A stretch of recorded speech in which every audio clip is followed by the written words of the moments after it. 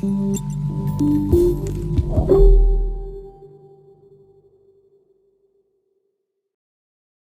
this video, we'll implement our final controller.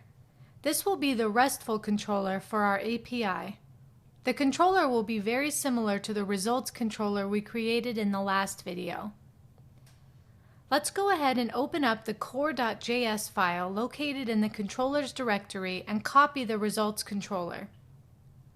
Open the api.js file next and paste in the controller.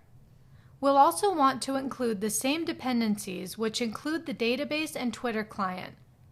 Let's add those at the top of our page.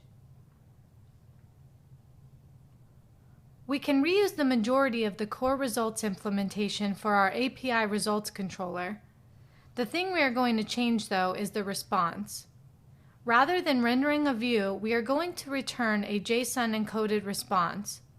So let's delete the current res.render method and replace it with res.json, and we'll pass in the tweets. Everything else for the implementation can stay the same. We are still going to require the request to have a query, and we'll still want to save the query in the database.